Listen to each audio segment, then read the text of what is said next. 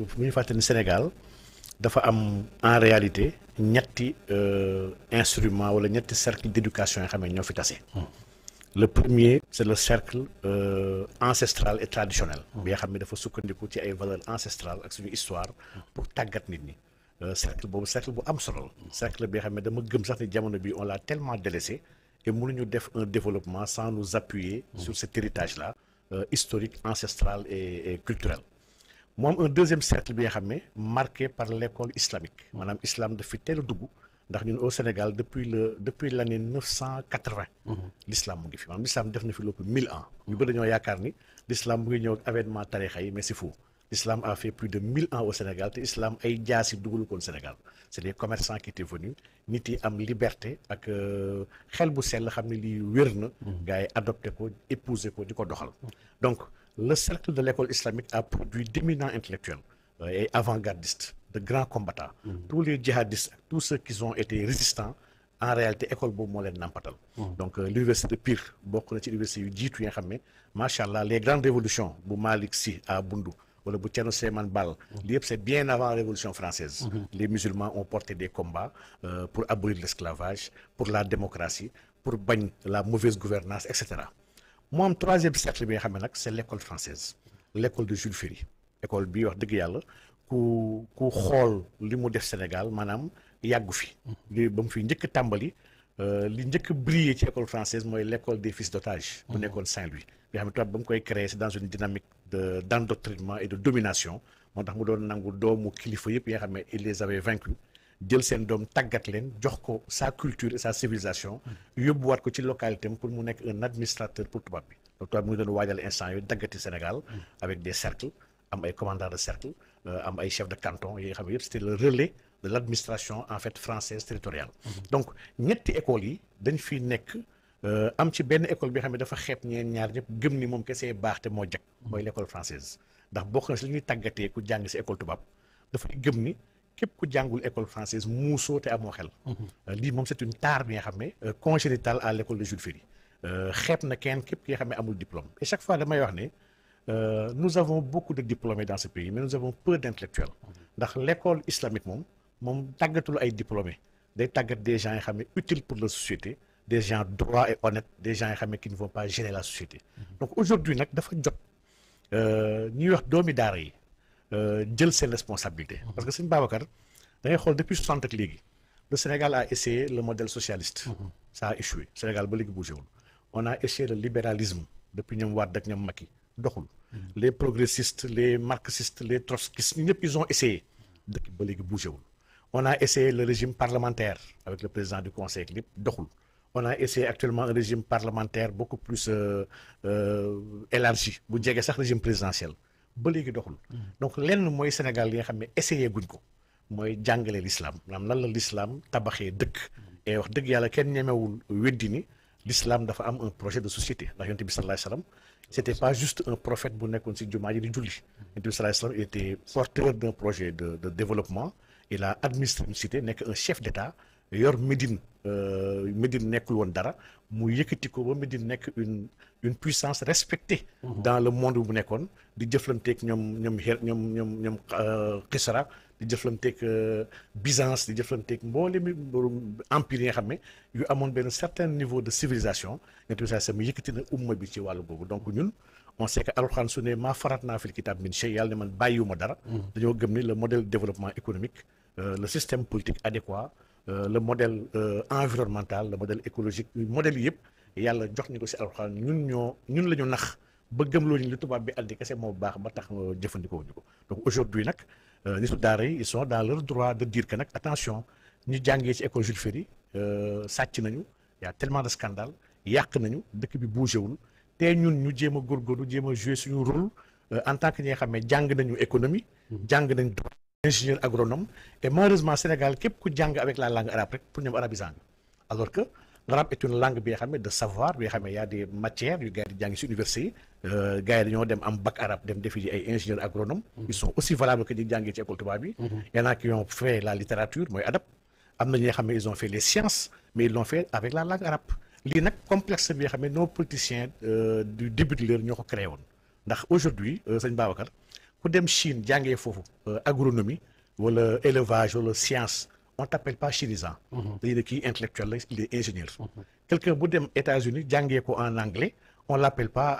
anglisant. dañu naan kii intellectuel la mais képp ku jàngee avec la langue arabe déjà teg nañ la benn xeebel jàpp ni yow à part ñaan ak jiite julli mënoo dara. donc lii nag vraiment il urge aujourd'hui de renverser ça et man jàpp naa ni su daara yi actuellement ils sont conscients man gëm naa ni dëkk bi mun ñu ko defar sans ñoom. ban événement marquant moo xëy wata nga ne léegi dootuma noppiti damay bokk ci ñi nga xam ne dinañu xeex lépp loo xam ne gis bokkul ak sama gis-gis ci réew mi mais dinaa laaj bopp réew mi. waaw mun naa wax ni man suñu engagement ci réew mi man mun naa su ma koy daté parce que ñun man je suis dans la sphère politique depuis 2015. ok ñun en 2015 la ñu regroupé wu des amis yéen ñan ñun waa Rassemblement pour la vérité le parti que je dirige actuellement donc ñu toog xalaat ne dëkk bi instant am na fi mu toll boobu ba léegi nous sommes en train de faire du surplace ndax ñun en 2015 ba ñuy créer notre parti on a vu que de 1960 à 2015 le PIB du Sénégal par tête n'a pas évolué. nañ des ci wolof bi. waaw maanaam suñuy xool koom-koom bi nga xam moom la Sénégal di liggéey at gu ne. ci benn bopp maanaam kenn ku nekk ci réew mi. maanaam koom-koom googu dafa mel ni Sénégal moom ci at yu ñu wees yëpp maanaam juróom fukki at ak juróom yi nga xam ne ñun jamono boobu la ñuy taxawal parti bi. gis nañ ni koom-koomu Sénégal yëngatuwul. maanaam dafa mel ni Sénégal kenn ilifu ko. kenn liggéeyu ko te gars yi jëmuñu kanam dafa dañoo taxawoon rek wéer lépp bañ a liggéey toog di xaar am lu ñuy xaar ñun nag attention lan moo waral dëkk yu bëri yi nga xam ne mun naa jël exemple Corée du Sud nga xam ne en 1960 suñu ay am maanaam le PIB nga xam moom la ñuy saytoo amu benn dëkk le PIB par tête bu Sénégal double bosu Corée la woon maanaam Corée ñun suñu bos ñaari yoon la woon bosam Corée boobu moom multiplié na par 40 wala 50 PIB am ñun suñu PIB ba léegi mën ñu ko multiplier par 2 ne kon attention système bu ñu yor fi Sénégal maanaam paradigme bu ñuy jëfandikoo yi man paradigme boobu kon waxul ak ñun et c'est très normal en politique dañoo gëm ni réew mënul tabaxu defaru di àbb ay xalaatu jàmbur taarixu jàmbur ak làkki jàmbur maanaam réew mënul defaroo noonu dëkk yëpp yi xam ne dañoo taxaw seen histoire ñoom seen taarix la ñu wéeru dëgërluwaay ci waaye seen gis-gis ak seen gëm-gëm la ñu jëmmalee seen dëkk pare yoree ko lii nag moo ñu yóbbu ñu ne kon attention il y a un courant qui manque dans ce pays am na benn xalaat bi nga xam ne am na fenn fi nga xam ne nanguwuñu kenn tibbee fa nangu lañ ko tibbee ci Karl Marx marxiste yi la gauche ak nangam nangu lañ ko dem ci Keynes ne man keynésien la nga tibbee foofu nangu lañ ba tey pour dem ci Adam Smith ne moom si moom laay tibbee waaye nanguwuñu kenn tibbee ci yonent Yàlla Muhammad sallallahu alayhi wa sallam lii y a un problème ci dëkk bi nga xam ne 95% yi neen ci njabootu yonent Yàlla Muhammad la ñu bokk lii nag jàpp ñu problème ndax dañoo gis benn tubaab bi nga xam ne muy tudd Michael Hart daa bind benn téere tuddee ko The 100 tuddee téere bi nga xam ne mu xool nee na yan téeméeri nit ñoo gën a marqué histoire àdduna depuis 5000 ans mu xool ñi nga xam ne vraiment dañoo jéggi dayoo dañoo def lu rëy ci àdduna li nga xam ne àdduna du leen fàtteeti mu am ay critères yu mu teg maanaam am juróom-ñaar wala juróom-ñetti critères yi nga xam ne daf ko tegandoo pour saytu màggaayu kooku ak lan la def ci jamonoom ak ginnaaw génn àddunaam ndax mbiram dox na ndax mbiram dafa fay ndax mbiram dafa dee et cetera ba mu defee hiérarchie mu gis le numéro 1 maanaam ki nga xam ne moo gën a marqué humanité ci 3000 ans yi ñu weesu mu ngi tudd Seydina Muhammad sallallahu alayhi wa sallam te pourtant kooku du jullit maanaam chrétien la moom yonentam sax defu ko premier defu ko deuxième moom classé na ñoom Newton classé na ñoom Gandhi classé na ñu bëri ak ba si ñoom Jésus waaye Seydina Muhammad teg ci kaw ne amul nit bu gën a marqué humanité waa ji kii dafa soppi xel yi soppi xalaat yi defar pénc mi andi njub andi maandu defar lépp kii mooy modèle dëgg-dëgg si wax modèle ñun nag ñun vraiment waruñu am honte réclamer modèle bi nga xam ne alxuraan daf ñu waxoon nañu laqad kaana lakum fi rasulillahi uswatun xasana yàlla nañu kat yéen je vous ai donné à la personne du prophète un exemple accompli kon roy leen ci moom royukaay boobu nag ñu jël ko commencé ko doxal waaye boobu fësaluñu suñu kuréel ñu toog ci biir néeg ba tey di xalaat naka lañ ko war a doxalee ndax baatu islam déjà nit yi dañ ko ragal bu ñu génnee ne salaamaaleykum islam la ñuy woote léegi ñu ne ñii ay terroriste lañu wala ñii ay bomb la ñu yor wala ñii dañoo bëgg taal dëkk bi toog di xalaat naka la ñuy tënkee lu ñu bëgg suñu offre lu ñu bëgg jox Sénégalais yi naka lañ koy joxee ci lan la ñuy xalaat ci gouvernance lu ñu ciy xalaat ci wàllu charia ndax gars ku wax islam rek gars yi na ay yoo xanaa charia ngay taxawal donc kon il fallait ñu préparer wu naka la ñuy duggee dans la communication publique 2017 ñu dem élection législative ci benn liste bi nga xam ne baatu askan wi. demuñu woon pour gagner wala pour nekk député ñoo demoon pour gëstu politiquement Sénégal mooy ban dëkk. ñu dem liste boobu jiitewuñu ko sax waaye dañ ci bokkoon kese dem nañ defi tuuru réew mi. di xool dëkk ak dëkk gox ak gox di xool Sénégal yi ñuy xalaatee chaque fois damay nettali ne dem nañ benn gox bi nga xam ne fa la ci ginnaaw Louga benn góor gu baax mag la ndeysaan ba mu ñu toogee ak moom waxtaan ak moom wax ko lu ñu bëgg a def daf ñu xool dégg nañu macha allah yéen ay nit yu baax ngeen yéen politique bi war leen koo def yéen dellu leen si jumaa yi ngeen toog foofu jaamu yàlla ndax politique bi pour saay-saay la ñu xam nag y a un malaise profond dans ce pays ba dañoo gëm ni ku baax warul jéem a diriger ak jiite dëkk bi loolu mooy kon la conclusion kon ñu bon ñooñu war a jiite te ñu bon bu ñu jiitee ñun ñu baax ñu kon dañuy sànku ñi gën a nag taraxlaayu gën a takk suñu ndigg xam ne nag léegi toogaay amatul mun naa ne 2017 boobu man laa commencé porter des combats publics combats publics yooyu bokk na si li nga xam ne moom la ma nit yi njëkk xamee mooy le nouvel ordre mondial man dama nekkoon un lanceur d'alerte bi nga xam ne ba may toog di waxtaan ci phénomène yooyu amaana mun naa ne Sénégal peut-être wéetoon naa fi maanaam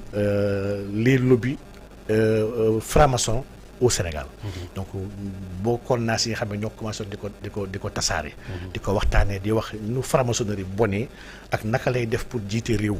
naka lay doxalee pour jéem a tënk réew mi ak di doxal ay programme ak ay agenda am donc lii ak lobby LGBT bi ñaari laa tàmbalee wax dëgg yàlla sur la place publique ba en 2018 même en février ça m'a valu une arrestation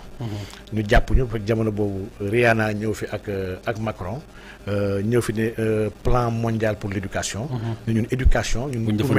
voilà ku mel ni Rihanna ñun gëmmuñu ni modèle la bi war a porter éducation Sénégal boo doon ñëw di ko plaidel ñu mettitlu woon ko waxoon sax ni bëgguñu mu teg tànkam Sénégal ñun bés boobu Rihanna di ñëw yàlla defal nañu xéwal nag Rihanna mujj na ñëw waaye muy Rihanna mbonam gi mu doon def ci àdduna bi ñemee koon def mu ñëwee Sénégal ba mu ñëwee ut na ay costume yu gudd yu jot te dafa noonu du toog Sénégal ba dafa ragal pour kaaraangeem donc benn fan la fi def inauguré lu muy inauguré daw ñibbi ñun boobu la ñu jàppoon yóbbu ñu central ndax jàppoon nañu bu ñu nekkee si biti mun nañ ñu perturber gars yi donc boobu ba léegi nag nous sommes vraiment dans le débat et dans le combat citoyen ñun bokkuñu rek si ñuy wax ne ce sont des intellectuels lañ toog si biir